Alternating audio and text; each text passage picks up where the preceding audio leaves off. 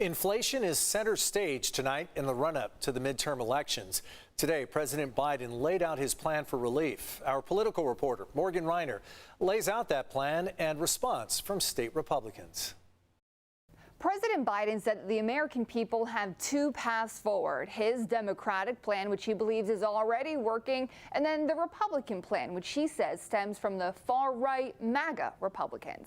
President Biden said his plan is to get more truckers on the road, increase competition. We're helping smaller companies get into the game to compete and help bring down the overall prices. Release oil from the country's stockpile to reduce the cost of gas. I'm working with Congress to pass landmark investments to help build a clean energy future as well. Lower taxes for middle-class families while making big corporations pay more. The Republican plan is to increase taxes on the middle-class families, let billionaires and large companies off the hook. When asked if his administration takes any responsibility for inflation, the president said the global supply chain disruption due to the pandemic and the war in Ukraine are at fault, and the Republicans in the gridlock Senate are to blame for slowing down solutions. I think our policies help, not hurt. California Republican Assembly Leader James Gallagher said both Biden and Governor Newsom own this crisis. The real path forward is what we propose. Let's cut it for middle-class families right now.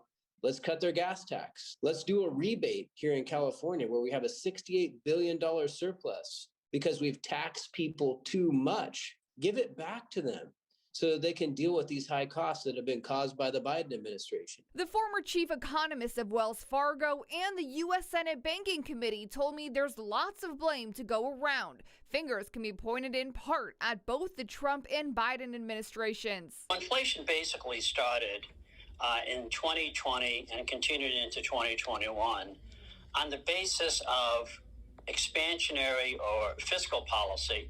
In other words, the federal government spent a lot of money. The good news, he believes we could be at the peak of inflation right now. So far, it's being totally ignored, and people are saying, well, inflation's high. Yeah, it's high, but it's going down. While Sylvia said that we are seeing those downward trends with the important indexes, he said it could still be 2 to 3 years before we start seeing the prices go back down to the ones that we like to remember.